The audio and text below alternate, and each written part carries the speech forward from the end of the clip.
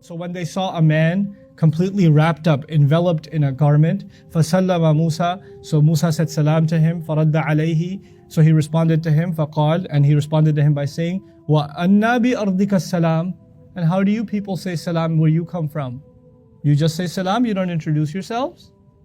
So the man kind of was a little bit aggressive and said, this is it, this is all the salam you guys do where you come from? أَنَّا بِأَرْضِكَ السَّلَامِ. And notice he doesn't say وَأَنَّا بِأَرْضِكُمَا السَّلَامِ. It's as though Musa alayhi salam has already grabbed the fatah and said, let me do the talking. And now he's getting put in his place a little bit. قَالَ أَنَا Musa.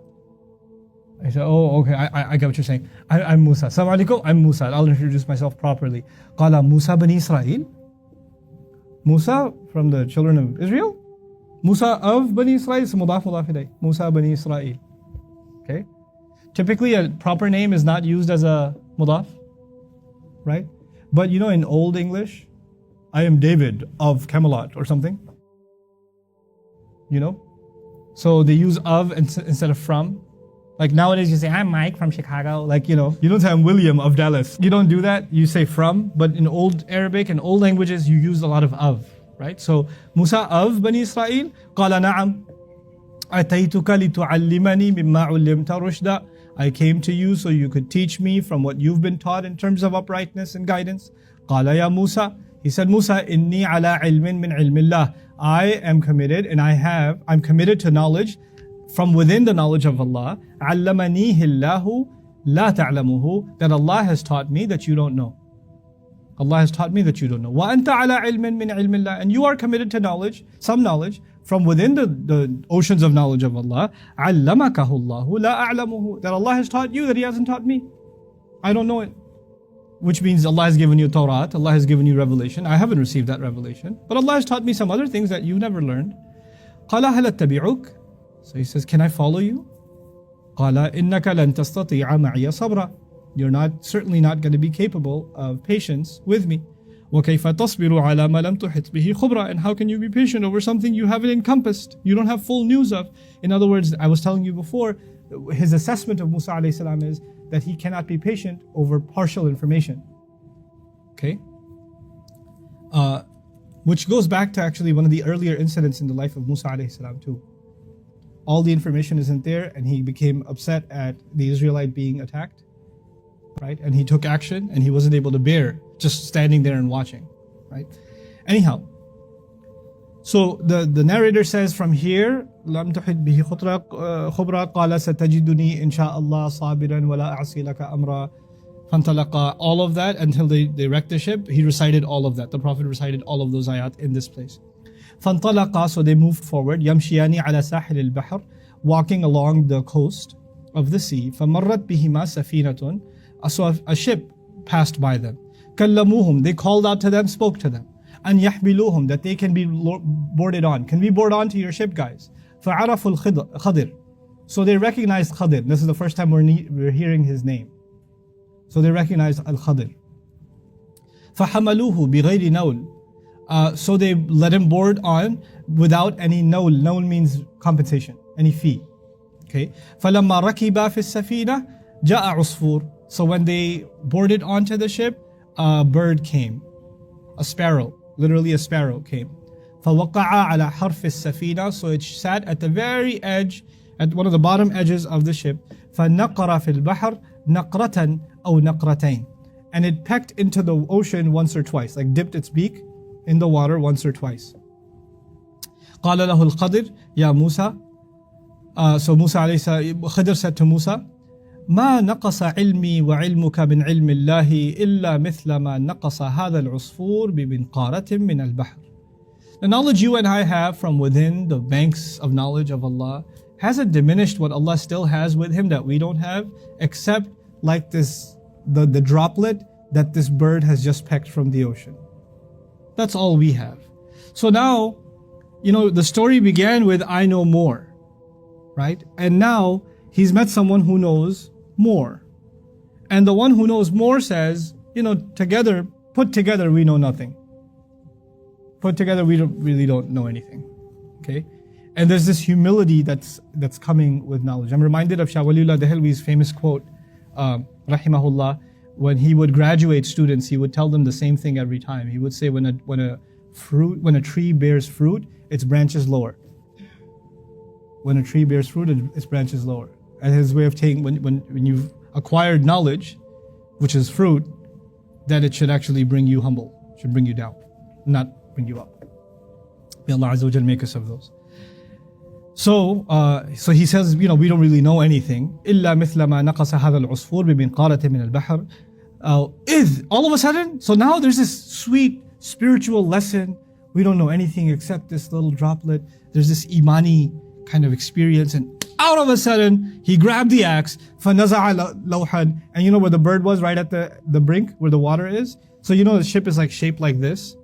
So the front of it is called the qaddum, from Quddam, the very front. That's where the water gushes and hits against the ship, right? So he says immediately he grabbed the axe and he yanked out a board. قَالَ فَلَمْ يَفْجَأْ Musa.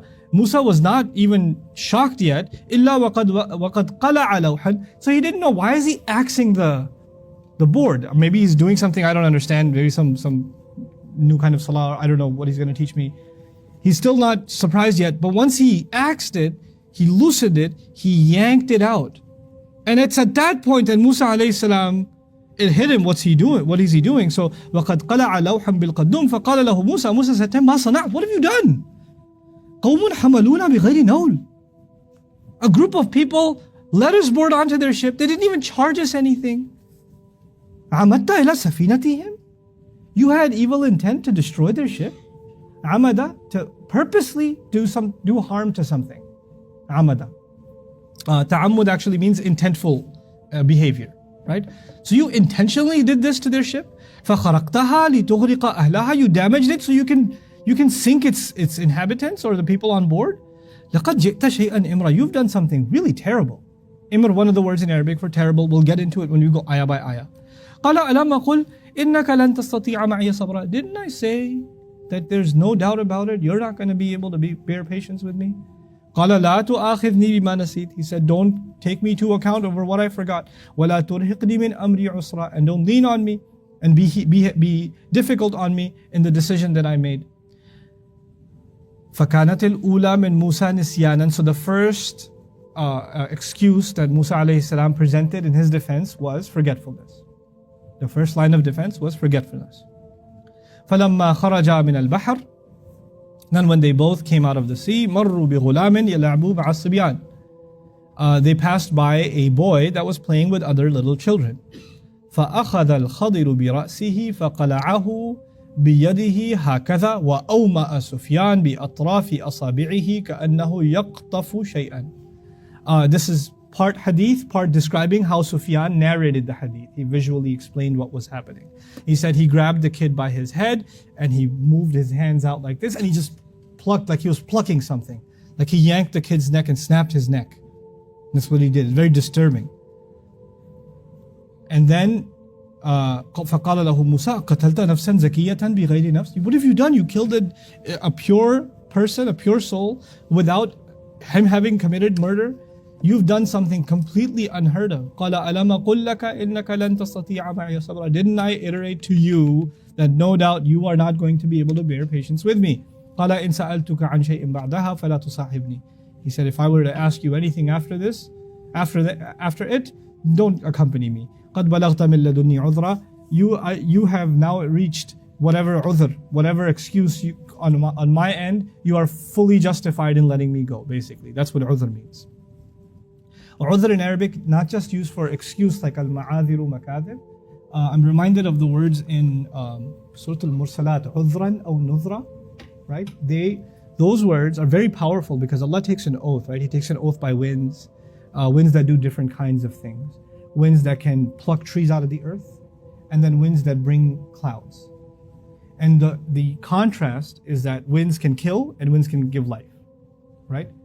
And as a result, winds are a means for human beings to reflect that the creation and the gifts Allah has given you can be a source of your destruction and can be a source of your benefit. Water is life, but water can kill. Wind gives life, wind can kill. Revelation, if benefited from, gives life. Revelation, if disregarded, will kill. You know, Allah says, like a narration says, إِنَّ اللَّهَ يَرْفَعُ بِهَذَا الْقُرْآنِ أَقْوَامًا وَيَضَعُ بِهَا آخَرِينَ أو بِهِ آخَرِينَ. Because of this Quran, Allah raises some nations and puts some nations down. That's because of the word of Allah too, right? So as a result of that, He says, فَالْمُلْقِيَاتِ ذِكْرًا. As a result, these winds, they always bring you into contact with something to reflect on, something to remember. And then He says, عُذْرًا أو نُذْرًا. And عُذْرًا there specifically, as enough of an excuse of a case against you. Meaning whatever happens to you after winds were sent to you, on Judgment Day, if no revelation was sent to you, nothing else was given to you, Allah has the right to ask you, didn't I give you wind? Wasn't that enough to ponder on? That was enough of a case against you. عُذْرًا. That's actually the implication of عُذْرًا in that ayah. عُذْرًا أو نُذْرًا. So when Musa alayhi says عُذْر, he's saying, you've got all the justification you need to expel me from this university. Right? أعذرك في مفارقتي لأنك بلغت النهاية في التنبيه. فانطلقا. So they moved forward. حتى إذا أتيا أهل قرية استطعما أهلها, until they approach the inhabitants of a town where they both seek food from them. استطعما أهلها. يعني طلب منهم الطعام ضيافة. They asked for some food from them just out of hospitality. فأبوا أن يضيفوهما. So they refused to show them any hospitality. فوجد فيها جدارا يريد أن ينقض. So they found in it a wall that wants to tip over. مائلا, tipping. Now مائلا is his comment. وأومأ بيده هكذا. Then they say that Sufyan made a gesture, or the Prophet made a gesture so and so. وأشار سفيان كأنه يمسح شيئا إلى فوقه. And Sufyan made a gesture as though he is passing his hand over something above him, like a wall that wants to tip over. I imagine he did something like this. Okay. Now, فلم أسمع سفيان يذكر مائلا إلا مرة. But I've heard Sufyan say this story multiple times. I've only use the word مائلا, leaning, only once. So the narrator is even sensitive enough to say, by the way, he only used the word مائل that one time. But I figured I should write it in. قال قوم أتيناهم. Musa alayhi salam said, a group of people, we approached them. فلم يطعمونا, they didn't give us food. ولم يضيفونا, they weren't even very hospitable to us. عمدت إلى حائطهم, you purposely went towards their wall, and you intentfully, with full consciousness, built it up for them. لو شئت لاتخذت عليه أجرا. Had you wanted, you could have been compensated for it. You could have taken from because of it some compensation. قال هذا فراق بيني وبينك سأنبئك بتأويل ما لم تستطع عليه صبرا. This is the parting between you and myself. I will now inform you of the interpretation of what you couldn't bear patience over. قال النبي صلى الله عليه وسلم وددنا أن موسى كان صبر. Musa alayhi salam said, we wished that Musa alayhi salam remained patient. فقص الله علينا من خبرهما. So Allah would have told us more about what happened with them. So Allah wanted to know more. And what's really beautiful here, خبرهما, some attribute this to, we could have learned more about their journey and they could have learned more. And some say that the hima here refers to the two kids, like he wanted to know about their well-being. The khabarihima, because I wanted to know what happened with those children. أي ما قد يقع منهما أكثر مما ذكر. What more could have occurred? قال سفيان قال النبي صلى الله عليه وسلم يرحم الله موسى لو كان صبر لقص علينا من أمرهما. May Allah show mercy to Musa alayhi salam. Had he been patient all along, actually, we would have been told much more from their affair. They could have spent a lot more time together, and he could have learned a lot more. One of the morals of the story from the hadith perspective is that a student will lose patience, and when they lose patience, their journey to learning more will be cut short. They could have benefited a lot more, they could have gotten a lot more, but their temperament kept them. So it's not only one's intelligence and one's capacity to learn and memorize and internalize that plays a role in one's journey in learning, but also one's temperament. One's patience with their teacher, and one's ability to accept, look, I don't understand everything.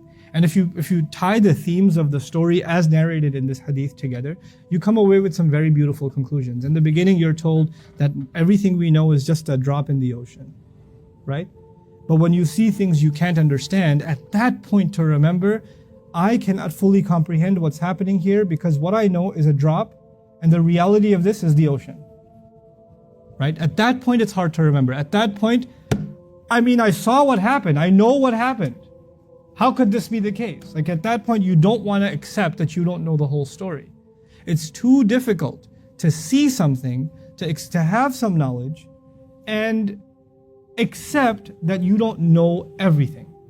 That's really, really hard to do. In my last khutbah, Colleyville, I actually spoke along these lines. It's another, and that's more, it's not even about learning, the journey of learning, but about passing judgment, which is related, right? You don't know the entire story. There's always somebody who knows more, even if you've seen something happen in front of your eyes. And that's why even the ayah, فَوْقَ كُلِّ ذِي عِلْمٍ عَلِيمٍ, above everybody who possesses knowledge is somebody, a knowledgeable one, right? And a fully knowledgeable one. Alim could be about kamal, fully knowledgeable. Someone who has the full story. That is part of the ayah in which Yusuf alayhi salam had hidden the cup in his brother's bag. And he had done so, if you didn't know the whole story, you would think he schemed, he lied, he conspired, he falsely arrested. Like there's a lot of bad conclusions you'd arrive at. And don't say Yusuf, put somebody else in his place and say one of the students put one of their wallets in somebody else's bag and got them arrested. You would not find that to be an acceptable course of behavior. We would all pass judgment. Don't try it as an attempted tafseer of the ayah. Please don't try that. But if you did do that, it would be really easy to say, this is what happened. And if somebody says, you don't know the whole story. Yeah, you're always saying you don't know the whole story. It's on camera. We saw it. We know what happened, So when you see something, it's just too hard to accept. I don't know what's behind the scenes. I don't know what prompted this behavior, And that's kind of along the lines of what happens in this story. What's happening in front of him is so intense. It is at that time to just take a step back and say, I need to take this in and not react.